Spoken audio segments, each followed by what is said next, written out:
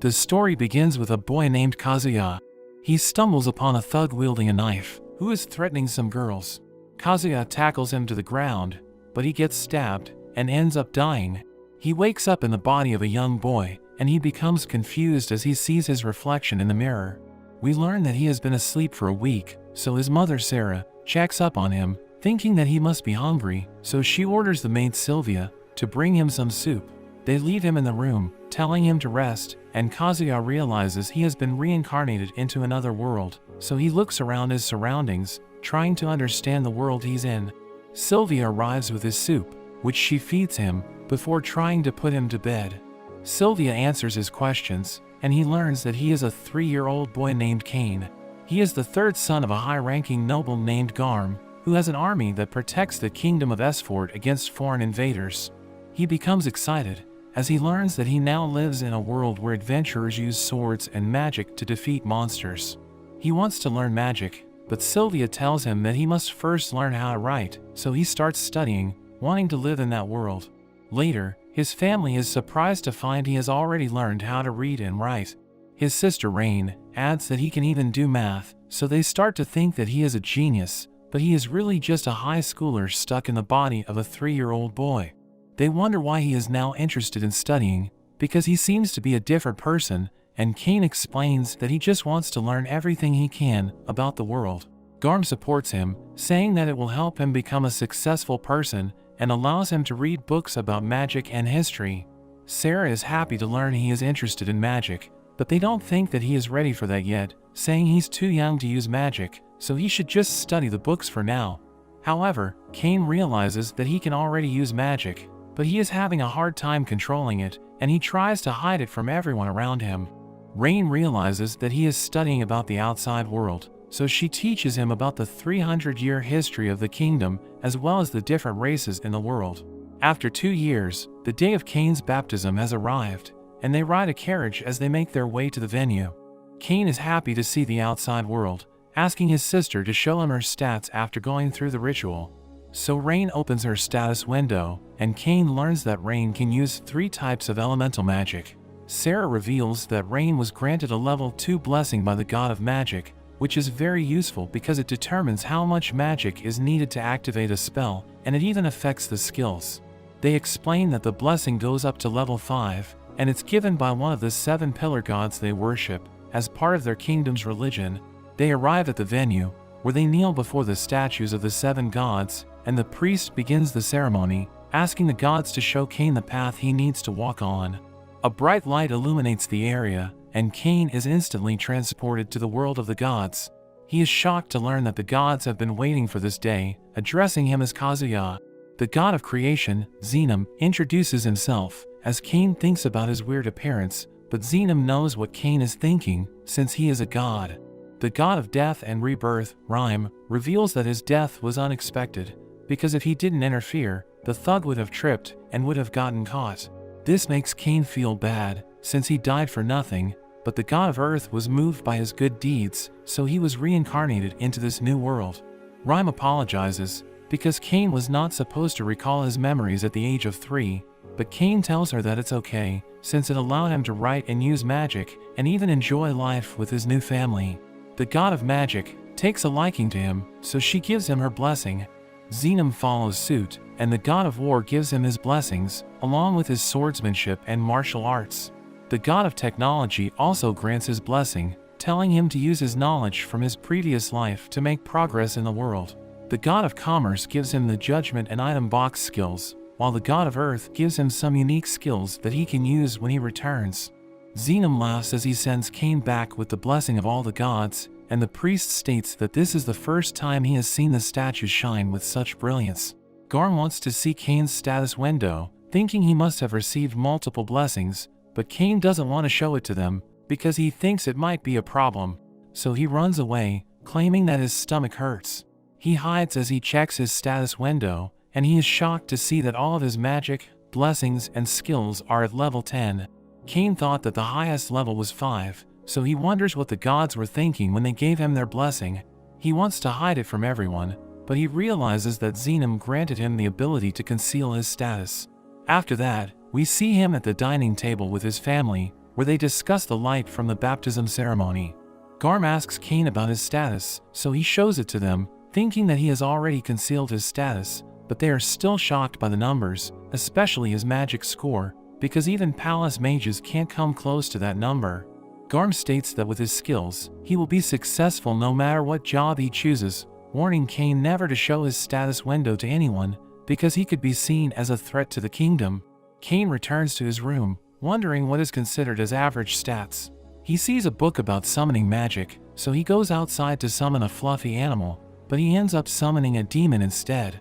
It starts attacking his sister, who happens to be passing by, and he tries to attack the demon with a fire spell, but the demon grabs onto him, while he uses a return spell to send it back. He drops to the floor and passes out, but he eventually regains consciousness, and is happy to see that his sister is smiling because of his deeds. Later, he is presented to a crowd during his debut, where he reveals that his goal is to become an adventurer and protect everyone. Garm tells him that he needs to study more to achieve his goal, arranging for a tutor to help him out. We see him reading in his room, as he wonders what his tutor is going to be like. His tutors arrive. One of the tutors, Millie, nervously introduces herself, while the other one, Nina, makes a very short introduction, and Millie tells her not to be rude to the nobles. But Cain tells them they don't need to be formal when speaking to him, since they are his tutors, making them feel relieved. Garm wants them to teach Cain for 3 years, and they immediately begin his training. They head to the training grounds where Millie tells him to try doing some swings, but she is shocked by how skilled he is. Nina comments that he might be better than Millie, making her upset, so she challenges Cain to a mock fight. Cain charges at her, and she struggles to block his attacks. Nina asks Cain if he received the blessing of the god of war, and he admits to it as he continues his fight. Millie backs off, saying she won't be able to last if they keep up at that pace, so he should start learning magic from Nina. Nina reveals that she has a level 3 blessing from the god of magic, wanting to start with teaching the basics, but Cain tells her that he already knows the basics, demonstrating some beginner-level magic to prove his point. However, Nina tells him that he just used enchanted magic, when it takes intense training just to shorten incantations, so she concludes that he is a genius. Millie points out that he even used all the elements, which Nina thinks is impossible, because there is no one in that world who can use all the elements that effectively. Cain admits that he also has the blessing from the god of magic, making his tutors impressed. His tutors are shocked when he offers them a towel from his item box. They realize that Cain is just too amazing, and they can no longer teach him within the mansion, because he could end up destroying the mansion with his powers. They go to Garm, explaining the situation as they ask for his permission to train Cain outside the mansion. The next day, they leave the mansion, and Nina instructs him to use an intermediate level magic on a boulder, so he uses a fire spell, which makes the rock explode, blowing his tutors away, and leaving behind a huge crater. Nina tells him that the spell was way beyond intermediate, while Millie wonders why he still doesn't feel tired, making them realize that he has an insane amount of magic. A killer rabbit suddenly appears, charging toward Cain, but he dodges its attack and counters with wind magic. He stores its remains in his item box so that he can show his family when he gets back home. Millie wishes she had a magic bag, which functions like an item box, but it is too expensive for her to afford. Nina uses a search spell to look for more monsters to hunt, revealing the location of nearby creatures. Cain wants to learn the spell, so Nina gives him a brief explanation about it, and he tries it out, allowing him to detect nearby creatures, as well as the type of creatures that were discovered. They take out the creatures, but one monster retreats to the forest as Cain runs after it. Millie stops him, saying that the forest is full of strong monsters that attack the city every few decades, which explains why it is so heavily fortified. That evening, Cain realizes that he is already at level 8, because he has a skill that gives him 100 times experience, and he blames the gods for making him too overpowered. They go to the guild hall to look for a quest, but they come across a brawny guy, who looks down on them for being D-rank adventurers, asking them if their quest is babysitting, since they are spending time with a kid. He orders Millie to pour him a drink, but Millie refuses, and Nina tells him that they are on duty. This makes him upset, so he grabs onto Nina while his companions restrain Millie. Cain slaps the man's hand, making him fall to the ground as he squirms in pain. The man tries to retaliate, But he is no match for Cain, so he draws out his sword, relentlessly attacking Cain, who easily dodges his attacks. Cain catches his sword using 2 fingers and throws him outside. His companions threaten to kill Millie, but Cain charges at them, tossing them outside as well. His tutors thank him, and Millie is surprised he is also good at martial arts, but he claims that he just studied it from some books. They head back to the forest where they continue their training, and after 3 years, the contract of his tutors are about to come to an end. He wants to thank them for being good to him, and remembers that Millie wanted a magic bag, so he goes to the forest to look for the materials needed for the bag. He easily defeats the powerful monsters in the forest, but a guard sees the pillars of fire that he used, and thought that the monsters were preparing to attack the city again. The guard sounds the alarm, so Garm heads to the forest with his soldiers, but instead of seeing monsters, they encounter a huge crater. Cain completes the last part of his training, and he gives them the magic bags that he made. He tells them about the monsters he defeated, and we learn that it would normally take a party of A-rank adventurers, but he did it on his own. Cain tells them that the magic bags could hold a whole mansion, and only they can hold onto it, but they tell him that it would be considered beyond a national treasure level item. But they bid each other farewell, saying they all had fun during the experience. 2 years later, Cain is now 10 years old, and they head to the royal capital for Cain's debut, which is a mandatory event for all noble sons. His father tells him that their journey will take 1 week if no monsters get in the way. Cain uses his search ability to detect any nearby threats, and tells his father that people are being attacked by monsters 3 kilometers ahead. Garm orders his men to pick up the pace, but Cain knows they won't make it in time to save the people. So he jumps out of the carriage and uses a boost spell to run ahead. Meanwhile, the monsters are about to wipe out the people, and a soldier desperately tries to protect the royal carriage. A monster approaches the carriage, but Cain suddenly appears, killing the monsters with ease, and defeating the general with his fire sword. He checks up on everyone, introducing himself as the son of Garm, and using a healing spell to help the soldiers recover, but some of the soldiers didn't make it, so he stores their bodies in his item box. At that moment, Garm arrives, wanting to help, but he realizes that the fight is over. The door of the royal carriage opens, revealing 2 girls, Princess Telestia and Miss Silk, the Duke's daughter. They introduce themselves to the ladies, and the princess collapses from the stress. Cain casts a spell to help them relax, making their hearts lighter. The girls thank Cain for saving them, revealing that they saw him fight from their carriage window. They start fighting over him, and Silk asks him what brought him there, so he explains that they are going to the royal capital for his debut. The girls reveal that they will also be having their debuts, wanting Cain to travel with them. As they travel, he sits between the 2 girls in the royal carriage. He doesn't feel comfortable in his position, so he wants to move to another seat, but the girls won't let him go. They arrive at a town, where the girls want Cain to spend the night with them, because they feel safer around him. Garm asks for them to reconsider, since it would be inappropriate for boys and girls to share a room, but the girls tell him that they are still traumatized from the last attack, so they want Cain to protect them. Cain is pressured into sharing the room with them, but agrees under the condition that the room is huge. They go to their rooms, but Cain realizes that the beds are too close together. The girls want Cain to sleep in the middle, as they move the beds closer to each other. The girls get closer to him, claiming that they are scared, and Cain becomes too nervous to go to sleep. This goes on for a few nights, making Cain sleep deprived as they arrive at the royal capital.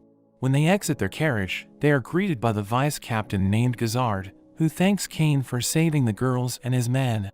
Cain removes the remains of the fallen guards from his item box, wanting everyone to recognize they bravely fought against the orcs to protect the girls. Cain is about to leave, but Gazard grabs onto him, telling him that he will have an audience with the king. Gazard takes him to the king's hall, where he meets the king. He pays his respects, and the king tells everyone how he saved the carriage by defeating the group of orcs. The king acknowledges his heroic exploits, saying that the girls wouldn't have survived without him, so he makes Cain a baron, giving him his own mansion. A noble named Corgino speaks out, saying that Cain is too young to be a baron, but the king points out that he couldn't perform the same feats that Cain has accomplished, so Corgino backs off. Cain reluctantly accepts the title of baron, and the king concludes the audience, telling him to go backstage. We see Cain in a room with his father, who comments that Cain is the first among his sons to be promoted. The king joins them, bowing to Cain as he thanks him for saving his daughter. Cain is not comfortable seeing them in such a position, asking them to raise their heads, but the king felt the need to thank Cain as a father. The king tells him that since he excels in both magic and the sword, and even has the blessing of the gods, the kingdom can't leave such a talented child to his own devices. That's why he is given the title of Baron, even asking him to marry Princess Telestia, while the Duke also wants him to marry his daughter. Cain is shocked, but the girls are happy, as the king explains that he will now be engaged to the two girls, because he has slept with both of them. But we learn that this was all part of their plan to keep Cain in the kingdom. They continue to pressure Cain, and he eventually agrees to marry their daughters. We see Cain in the capital church, where he prays to the gods, allowing him to enter their world once again.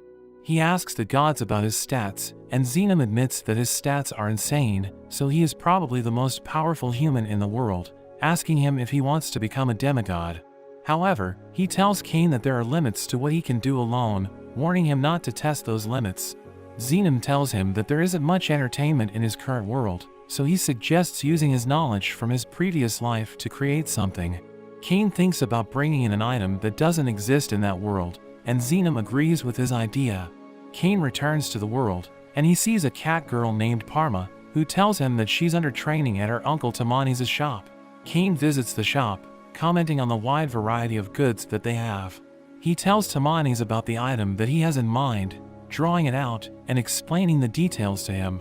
Tamani's likes the concept, and he thinks that he could produce it at a very affordable price. Cain wants to see a prototype, giving him a gold coin to cover the expenses, and telling Tamani's that he can consider it as an upfront investment. Tamani's accepts the task, and he assures Cain that he will give it his best. After some time, Tamani's shows him the prototype. Cain thinks it looks great, playing a game with Parma to demonstrate how the game is played, and Tamani's gets excited, thinking that the game is sure to catch on. Cain suggests that they should use a different version for nobles, because he is certain that the nobles would want a fancier version. Cain wants him to mass-produce the product, giving him the funds needed to do so. Tamani's is shocked, bowing to Cain as he promises to do his very best. They take their sample to the altar, swearing to the god of commerce that they will uphold their end of the contract, causing the prototype to vanish as it is accepted. As a result, no one will be able to produce the same product for 3 years.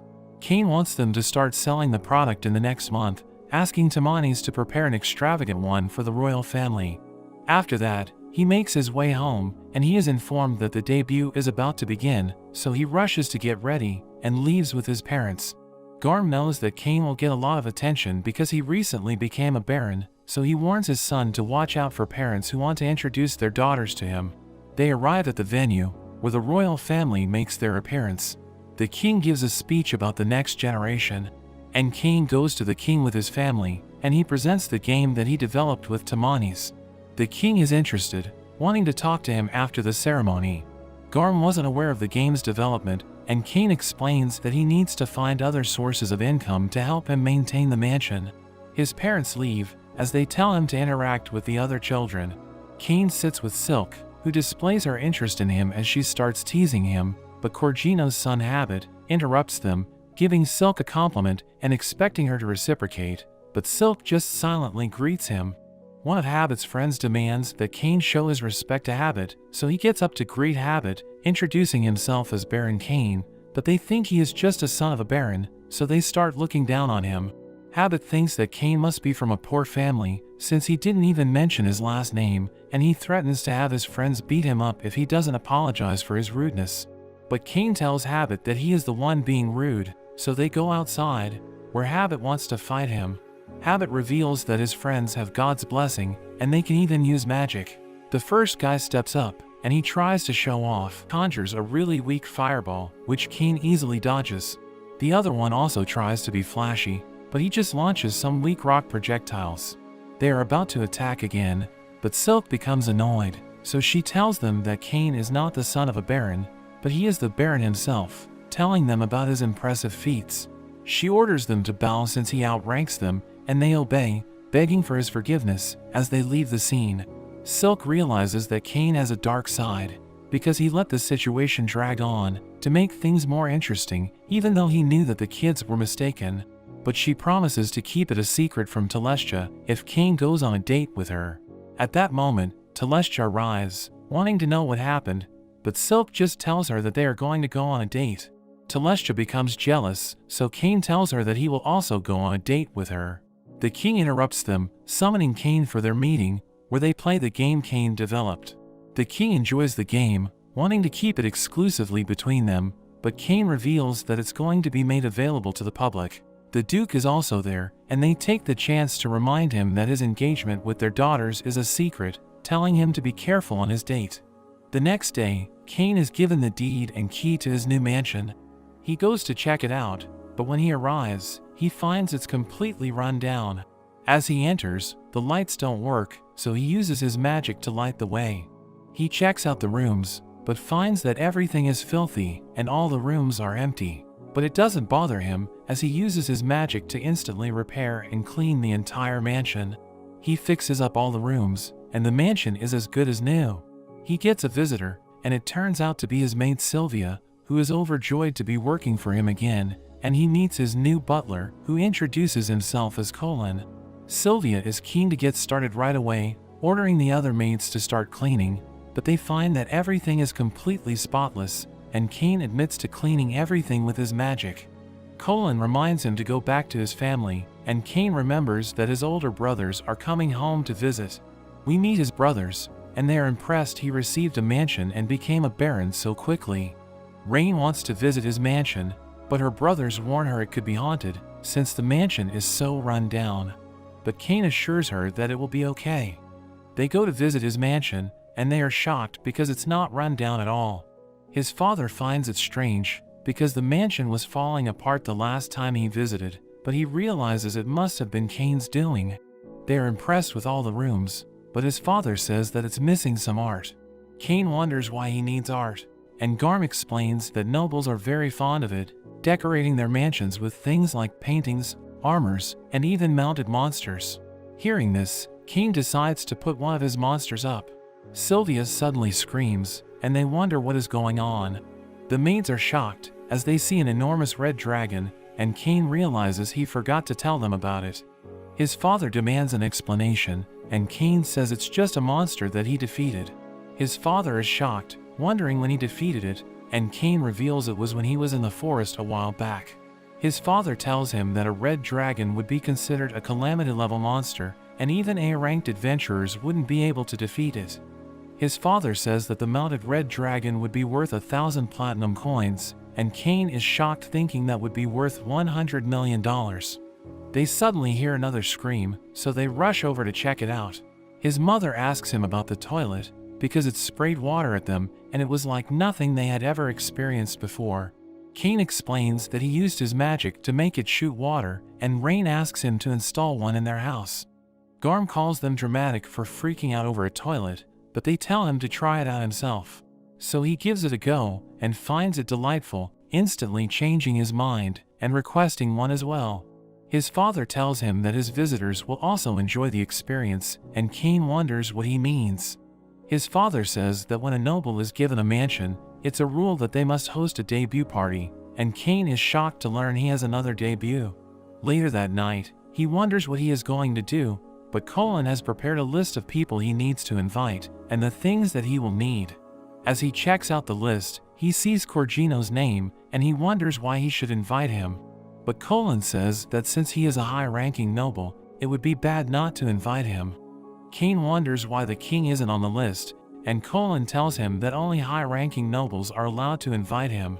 He thinks about preparing the food and drinks for the party, but panics because he also needs to get a gift for all his guests. But Sylvia gives him some ideas, and he creates a glass using his magic. Most people are used to just using porcelain, so he decides to give out glasses to all of his guests. He moves on to preparing the food. Using a recipe from his previous life, he comes up with the Hamburg steak, and Sylvia finds it to be absolutely delicious.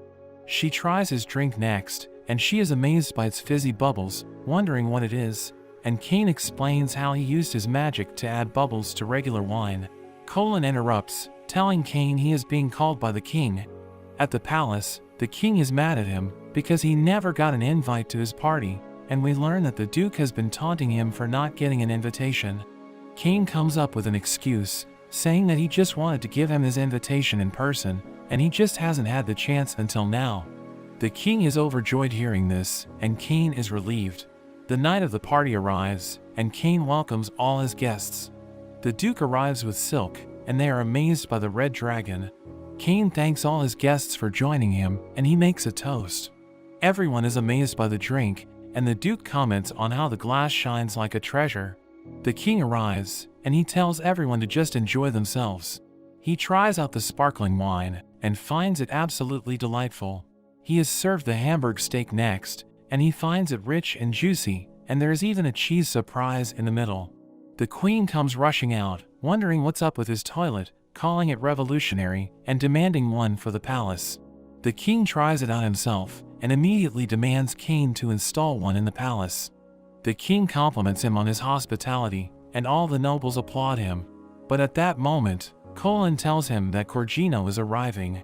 Corgino rudely approaches, calling the house small, but is shocked when he sees the red dragon. He heads into the dining room, looking down on everyone else. They serve him the sparkling wine, which catches him off guard, but he pretends not to like it.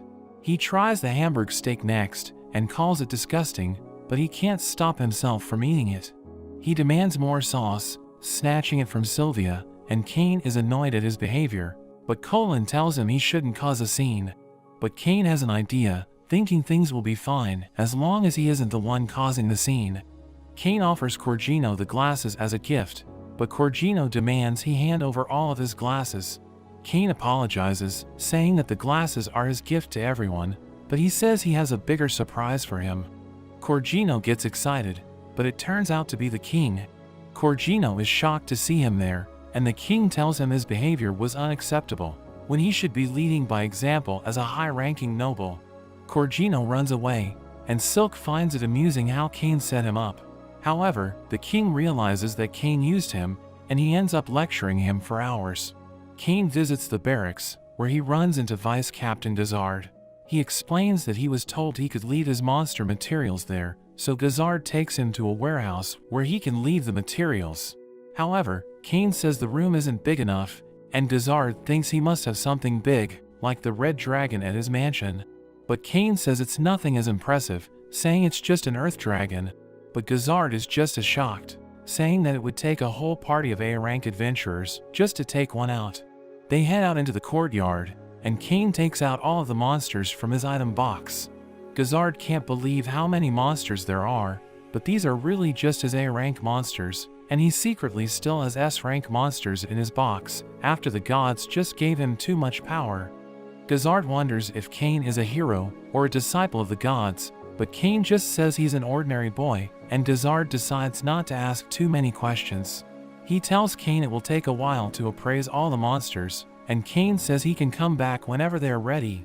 As he goes to leave, Gazard stops him, asking him to help train the knights, and says that he wants to show him off to his captain. Gazard introduces Cain to the knights, as the hero who defeated 30 orcs to save the princess. Cain wonders where the captain is, and Gazard says the captain will probably arrive as soon as the mock battles begin. Cain imagines the captain as a scary monster, but Gazard tells him not to worry. He decides to start the mock battle, but one of the knights speaks out, feeling bad because Cain is just a child, so Gazard tells the knight to go first. The knight gives Cain the first move for free, telling him to show him what he can do. Cain uses his boost spell, dashing at him, and instantly disarming the knight. The knight immediately admits defeat, and Cain thinks he overdid it. He tries to end things, but Gazard grabs onto him, telling him to take on all the knights at once. But the fight is stopped, as the captain Tefana jumps onto the scene. She wonders why her knights are picking on a child, hugging Cain, and telling him that everything is going to be okay, thinking he is just a lost child who wandered in. She demands an explanation from Gazard, and he explains that Cain is actually the hero who defeated 30 orcs. Hearing this, Tefana's expression immediately changes, as she becomes excited to meet him, and she challenges him to a duel. Gazard tells her to introduce herself first, but she says they will get to know each other with their swords. The knights think that even Cain doesn't stand a chance, because Tefana has the title of Master Swordsman. They prepare to fight, but Cain says he only has a wooden sword, but Tefana attacks him anyway. She uses her boost skill, charging at Cain, and the two exchange blows. The knights are shocked to see Cain keeping up with the captain. The two seem evenly matched, but Cain boosts his speed even more, getting behind the captain and winning the duel. Tefana becomes emotional with the result, and immediately decides that she will marry him. Everyone is shocked, and Cain says it's too soon since he is only 10 years old, and he doesn't even know anything about her. So Tefana introduces herself. Besides being the captain of the Royal Knights, she is an honorary viscount and daughter of a duke from the northern forest. She tells him not to worry about age, since she is an elf, who will live at least 300 years, so her looks won't change for a long time, but Cain thinks that was not the problem. Cain hides behind Gazard, saying that marriage is a big decision, and they can't just decide things on their own so easily, especially since he is already engaged to Telestia and Silk. He cries for Gazard's help, but he just pretends to be sleeping. Tefana agrees that they can't decide things on their own, so she tells Gazard to arrange an audience with the king, but Cain thinks that telling the king would be a terrible idea, but he has no choice, and gets dragged along with them. They have a meeting with the king, who wonders why Cain has come to visit. Tefana announces that she wants to marry Cain, and the king asks what happened. Cain explains that he beat Tefana in a duel, and that was what led to her proposing to him. The king asks him if he has told her about his other engagements, but Cain says he wasn't able to, since it's meant to be a secret. The king explains that elves used to be kidnapped and enslaved for their beauty, but their first king changed things and made peace with the elves. The elf nation was taken in and put under the protection of the kingdom, and he reveals that Tefana is essentially their princess. The king tells Tefana that Cain is already engaged to Telestia and Silk. She seems disappointed to learn this, but as he starts to apologize, Tefana says that it only makes her want him even more. The king acknowledges her feelings, but tells her she needs to write a letter to her father to get his permission. Tefana leaves to write her letter, but drags Cain away so they can fight some more. After they leave, the king is surprised Cain was able to beat Tefana, and he wonders how he could be so strong at such a young age. Gazard mentions Cain's reaction when he asked if he was a disciple of the gods, and the prime minister thinks they should test him by using a certain book. A few days later, Cain is exhausted, and he runs into Gazard again, who asks him why he looks so tired. Cain explains that Tefana has been forcing him on countless dates, which are really just the two of them fighting. Gazard thanks him for helping Tefana get stronger, and Cain reveals he has also gained the Master Swordsman title. They suddenly hear Tefana's voice, and Cain tries to run, but Gazard drags him away, saying the king wants to see him. Cain thinks he is in trouble, but the king shows him a book that contains emperor-level magic, passed down in the royal family, which is said to have been written by the first king. Cain checks it out, and is amazed to see there is another level of magic, but the king reveals that no one is able to read the book, because it's actually written in Japanese. Cain realizes he messed up, thinking that the first king must have also been someone who was reincarnated from Japan. The king asks about Cain's identity, and he realizes he can't hide the truth any longer, so he explains how he was reincarnated with the memories from his previous life. Garm wonders if he is really his son, and Cain claims that he is, because the gods told him that was the case. Everyone is shocked to hear he met the gods, and he recalls how he met the 7 gods during his baptism. The king can't believe he met all 7 gods, and they ask him to show his status. Cain opens his real status window, shocking everyone as they see his level 10 blessings and his title as God's Chosen. The king thinks that with his title as God's Chosen, everyone in the world would bow to him. But Cain doesn't want that to happen, saying that he is happy with how things are in his life, with the adventures he's had, and the people he has met, so he wants them to just treat him the same as before.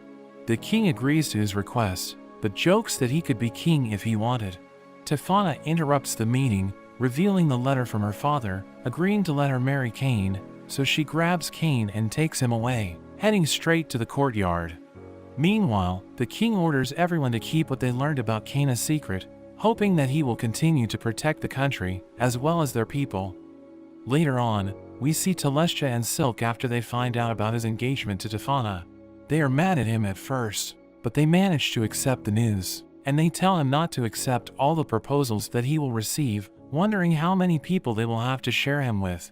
Tefana bursts in looking for him, wanting to share their love together, and the girls wonder what he has been doing with her. But he gets dragged away as he tries to explain himself. Later on, Cain has another look at the First Kings book, and there is a message that says if he can read the book, then he must also be from another world, so it's a record of his own experience. The king is introduced as Uya Esford, a man who also died in an accident, but he was summoned to the world in his original body. Cain is suddenly interrupted, as Telestia and Silk wonder what he is up to. They think he must be studying for the academy entrance exams, and they ask to study with him. But he tells them he is too busy, so they ask him about the following day, but he says that is even worse for him, and he quickly runs away. However, he ends up running into Tefana, who asks him to fight with her the next day, but he apologizes to her and runs away from her as well. The next day, it turns out to be his 12th birthday, and he is finally old enough to register as an adventurer, so he heads straight for the guild.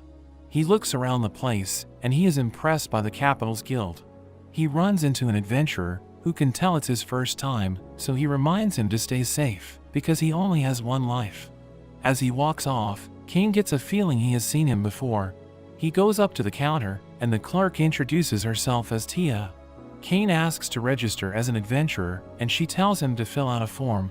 As he fills it out, he wonders if he should mention he is a baron, but he decides to leave it out, thinking it shouldn't make a difference. After filling it out, Tia tells him to put a drop of his blood on the crystal, so he can register for his guild card. She tells him he starts off in G rank, and he thinks about his tutors, who mention that they were in D rank. As Tia is explaining things to him, some adventurers interrupt, telling her to stop wasting her time with a kid. The man tells Cain to go home to his mother, trying to kick him, but Cain easily dodges. His friend tries to attack as well, but Cain avoids him as well. He makes a fool of them, and the man prepares to draw his sword. But things are stopped, as the red-haired adventurer from earlier appears, and the man recognizes him as Claude, from the Ice Flame party. Claude asks if he wants to fight, and the men run off instead. Cain thanks Claude for his help, and Claude can tell he is strong, seeing the way he avoided the attacks from the men. They have a drink together, and Cain gets juiced since he is still a kid. Claude is interested in how he is so strong at such an age, and Cain tells him he was tutored when he was younger. Cain asks him why the men mentioned Ice Flame, and Claude reveals it's the name of his party, where he fights with a flaming sword, and his wife uses ice magic. He recommends Cain find a party, so that he can take on bigger quests and rank up faster, revealing his gold card, which means he is an A-ranked adventurer. Cain is impressed seeing the card, but Claude says there's room to improve, mentioning that the first king was triple S ranked, and his card was supposedly black. Claude suddenly gets hit, as his wife Lena suddenly appears.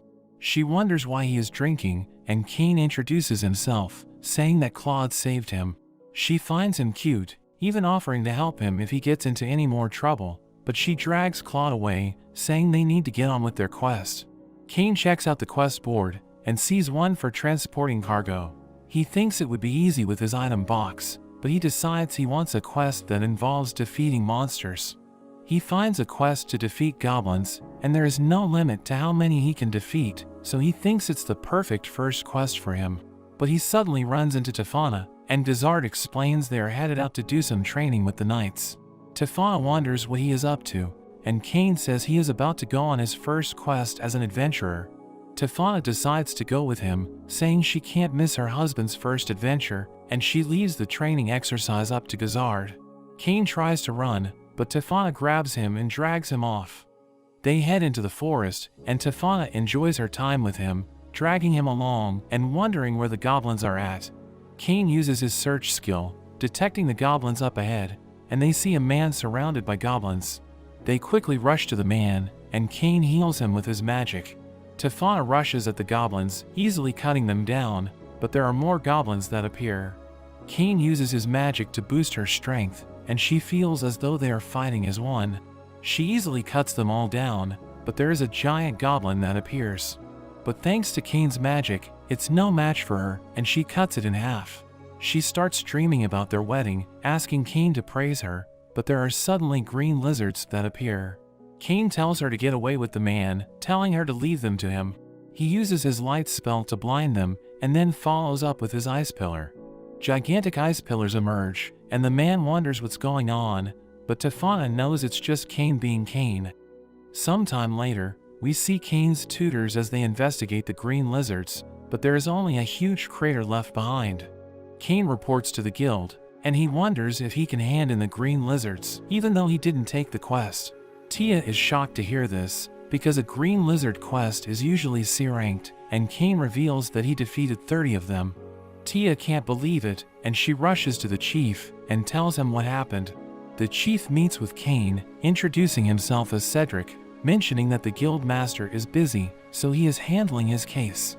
He thinks Cain is trying to cheat the system, because he only just registered as an adventurer, and he thinks it would be impossible for him to kill a green lizard. Cain insists that he beat them, but Cedric thinks he is just a peasant trying to cheat the guild out of the reward money. He decides to punish Cain by revoking his guild card, saying that he doesn't tolerate cheaters, but the guild master suddenly enters. Cedric explains the situation, saying there is no way Cain could have defeated 30 green lizards. But the guild master laughs, telling Cedric there is much for him to learn. Cedric can't believe he is siding with Cain, but the guild master calls in his guest, which turns out to be Tefana. She hugs onto Cain, calling him her husband, while Tia and Cedric are shocked to hear this. Cain wonders what she is doing at the guild, and she explains she was there to discuss the city's countermeasures against goblins and green lizards. The guild master mentions that Cain is a baron and the hero who saved the princess, but Cedric can't believe it, saying there was no mention of it on his registry form. But Cain says he left it out because he didn't want any special treatment. The guild master mentions that if Cain marries Tefana, then he will also be his brother-in-law, which is a shock to Cain, learning that he is Tefana's brother. Cedric begs for forgiveness, and Tefana mentions he should be executed for insulting a noble, but Cain accepts his apology, warning him not to assume things so quickly. Cain asks if they will take his green lizards, and the guild master decides to promote him to C rank. But Tefana says it's not enough, mentioning how he is stronger than her, and even defeated a red dragon when he was 10, so the guild master decides to make him A rank instead, although he mentions that Cain will need to subjugate some bandits. Tia and Cedric can't believe he is being promoted to A rank in a single day, and the guild master tells them to handle the paperwork. After they leave, the guild master apologizes for Cedric's behavior, but Cain tells him not to worry.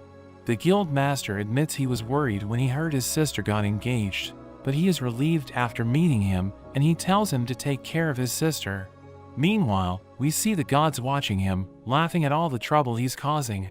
They wonder if it was a mistake to make him so strong, but Xenom says he needs to get even stronger, revealing that a being named Aaron is about to be released from his seal. He was sealed away 300 years ago, and the gods fear what will happen when he gets free. So they think Cain needs to get even stronger, thinking he needs to train with a certain master to reach the next level. Back at the palace, the girls ask to study with him again, but Tefana suddenly enters, saying she enjoyed their date in the forest, and that they should go to the beach next time. So the girls realize that he turned them down the other day, only to end up on a date with Tefana instead. They tell him he needs to take them on dates as well, and all he can do is apologize to them. We see Cain in bed, as Sylvia bursts in, apologizing because she forgot to wake him up, and we learn that today is the day of his academy entrance exams. Cain rushes out the door, as Sylvia continues to apologize, but he tells her not to worry, because he's not going to be late. As he gets outside, he uses a teleportation spell to get to the academy. He checks in for the exam, and he is given directions to his room. As he heads over, he finds it strange he doesn't recognize anyone on the list. When he gets to the room, he wonders if Telestia and Silk are taking the exam in another room. The examiner comes in and tells them they have 2 hours to complete the test, warning them that any cheaters will be immediately removed. The test begins, and it's just basic math and writing skills, which Cain finds easy, thanks to his knowledge from his previous life. During the test, the examiner sees him relaxing, but he says he is already finished, which surprises her because it's only been 30 minutes. After the test ends, they are told they will be moving on to the magic assessment, which gets Cain excited. They head out into the courtyard, and the examiner tells them they are to use their strongest spell at the target. Cain wonders if it will be okay to use his full power, and the examiner tells him the area is protected by a defensive barrier, so he can use any magic that he wants. We see a boy as he starts to chant and create a fireball, but it's so weak that it surprises Cain. Another student goes, and she is just as weak, making Cain realize that this is the level that most 12-year-olds are at. He was planning to use his Inferno spell, but realizes that would probably be a bad idea. When it's his turn, he creates a fireball which turns blue, and uses a fire bullet spell, but it ends up causing a huge explosion, blasting right through the wall. There is massive damage to the area, and Cain is confused, because he only used a beginner-level spell. The examiner can't believe her eyes, as Cain tries to explain himself. The examiner checks the area, and tells them to move on to their swordsmanship exam. They move to another part of the academy, where the examiner introduces some A-rank adventurers who are there to help assess them. Cain is surprised to see Claude, who wonders what he is up to, and Cain explains he is taking the entrance exam. Claude wants to be his opponent, but Cain tries to decline. However, the examiner says that Claude is the highest ranked adventurer, so he can't refuse. The two prepare to fight, and Claude tells him to show him what he can do. Cain thinks he should be pretty strong since he is A-ranked, so he uses his boost skill and starts to attack. The two start to exchange blows, and the other kids can't believe how fast they are moving. Claude is impressed by Cain, saying he is stronger than the other examiners, but Cain tells him to take it easy, since it's just a test. But Claude gets too excited, using his own boost skill, and they start moving even faster. But their fight gets interrupted as the examiner tells them to stop, saying they are scaring the other kids. Claude thinks they went a little overboard, and decides to call it for the day, but tells Cain they should go on a quest together sometime, but Cain isn't sure that's a good idea. The examiner says he has seen enough, and tells Cain to go home and wait for the results. He heads back home, and Sylvia wonders how he did. He says everything went well, and Sylvia wants to have a party to celebrate. He says it's still too early to celebrate, but his stomach growls, and Sylvia rushes off to prepare him some food. At the palace, we see Cain as he is questioned by the king about the damage that he caused. Cain explains how the examiner told him he could use his full power since there was a barrier, but even though he only used beginner magic, instead of his new Emperor-level magic, it still caused massive damage. The king is surprised he can use Emperor-level magic, but Cain says he's not sure what would happen to his surroundings if he used it, asking if there is anywhere he could practice, but they tell him absolutely not. The king goes on to ask him where he took his exam, because Telestia complained that she didn't see him during the exam. Cain mentions how he checked in at the south entrance, and was directed to his room. Upon hearing this, the king asks him why the academy has a north and south entrance, causing Cain to realize his mistake, because the north entrance leads to where the nobles live, and he ended up taking the exam with all the commoners instead. The Duke mentions how this even caused a problem with the academy headmaster, as we see in a flashback, the headmaster telling him there is a problem with releasing the results, because a commoner got a perfect score on the written exam, as well as destroying the training area, and fighting on equal footing with an A-ranked adventurer, but the Duke just laughs hearing this, knowing it could only be Cain, and tells the headmaster to release the results. At the academy, the results are released, and Cain looks for his name. Silk calls out to him, telling him he is at the top of the class, while Telestia is second, and she is in third place. She teases him about the damage he caused, and tells him how Telestia was mad she didn't see him, making him worried he is in trouble. He suddenly sees his sister Rain, who is guiding some other students. She rushes over to him, overjoyed to see him. She is impressed he is the top of his class, and wishes him luck on his speech, saying that it's tradition for the top scoring student to give a speech at the entrance ceremony. Cain wishes Telestia could do it instead, but Rain tells him he doesn't have a choice. Cain returns home, and Sylvia is overjoyed to learn he passed, saying they need to celebrate, and that she will cook enough food to feed 100 people. She rushes off, and Cain thinks she is going overboard, but he thinks it's a good occasion to be happy. On the day of the entrance ceremony, Cain sees that his parents have come to watch him. He is joined by Telestia and Silk, charming them instantly, as they think he looks cute in his uniform. As the ceremony begins, The other students wonder who he is, jealous that he's sitting between the two girls. The headmaster calls Cain up to give his speech, and he introduces himself, mentioning how he got his exam mixed up, but looks forward to becoming friends with everyone, hoping they can all get along, and all the students cheer for him. The king comes out to congratulate all the students, mentioning certain irregular students, and Cain feels like he is being warned by the king. They get to their first class, and their homeroom teacher introduces herself as Elka. She tells them to think about their future and choose what they plan on studying. Cain wants to go for adventuring, but the girls object. Telestia says that since he is already a baron, he needs to learn more about being a noble. Cain gets upset, but Silk tells him he can choose more than one course. So Cain decides to go with nobility, adventuring, and magic. He asks what they are going to choose, and Telestia says she will pick nobility and internal affairs. Cain wonders why she is picking internal affairs, but she mentions how she wants to help him manage his domain in the future. Silk decides on nobility and commerce, wanting to also be useful to him in the future.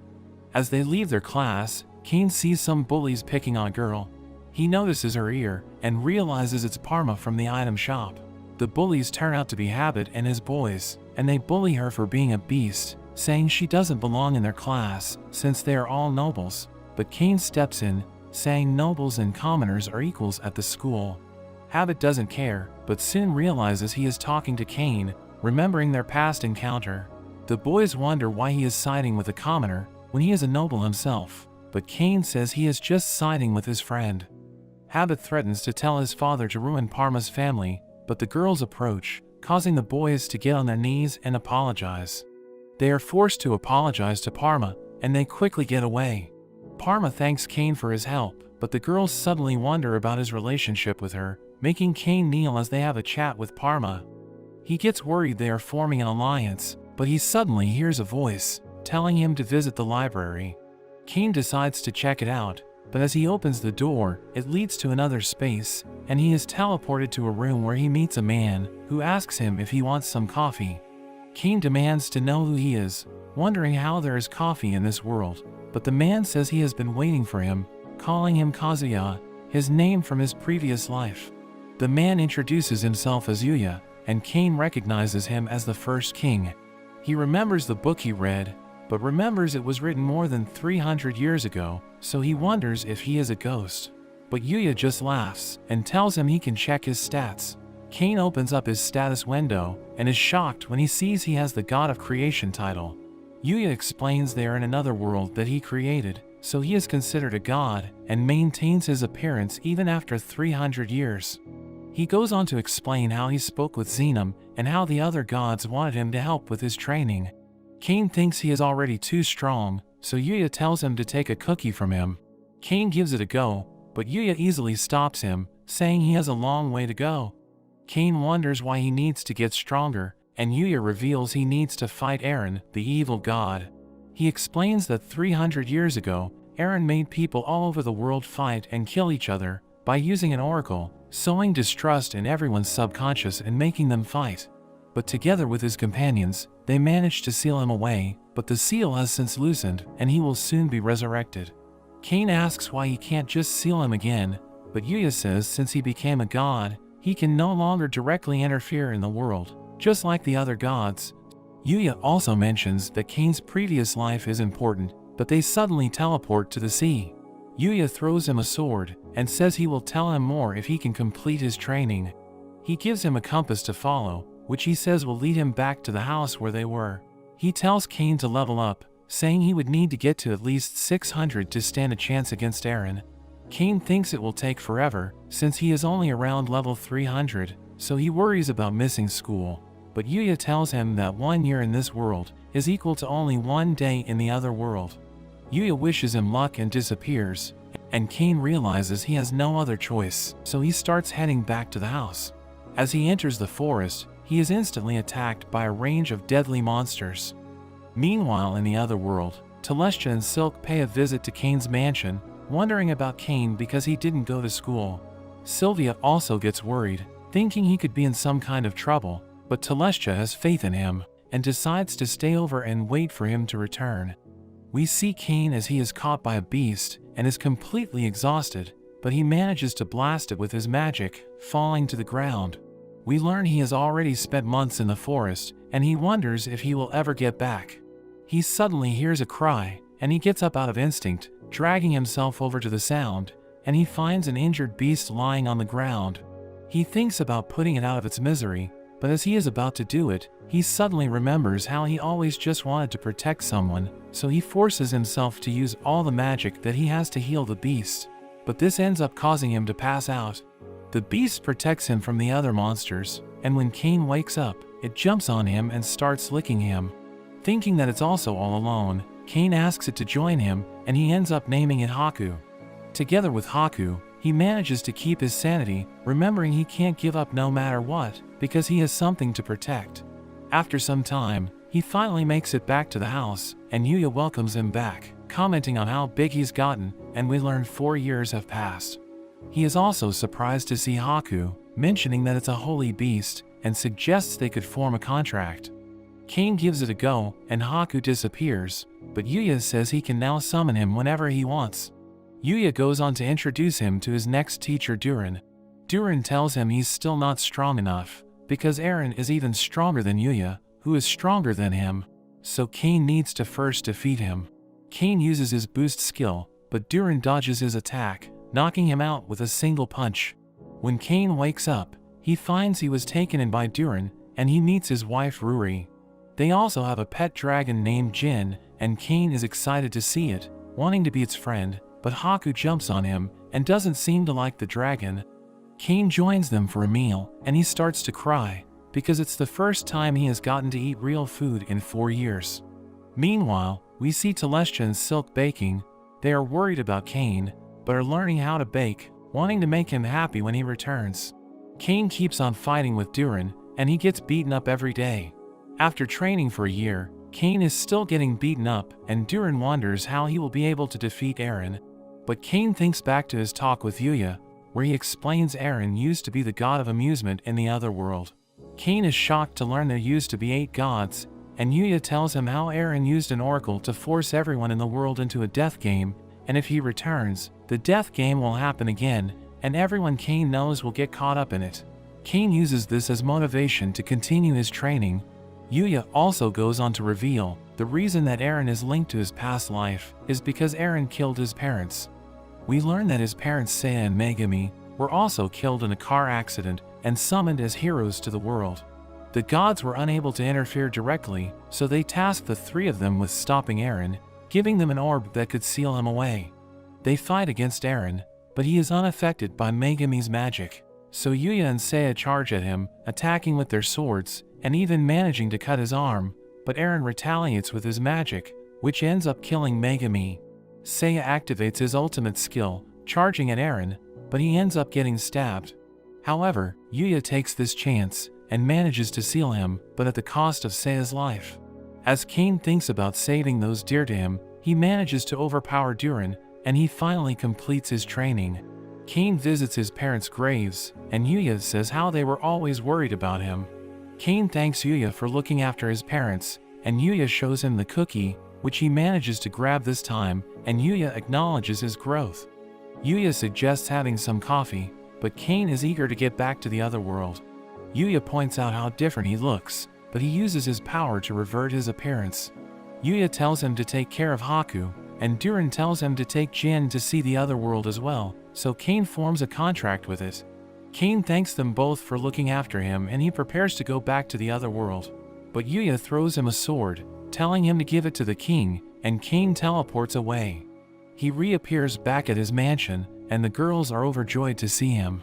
He apologizes for making them worry, but Telestia says they had faith he would return, so they even learn how to make cookies for when he got back. They welcome him home, and Cain is glad to have them in his life, as he digs into the cookies. But that's where this video ends. Remember to like and subscribe to the channel. Thanks for watching, and I'll see you next time.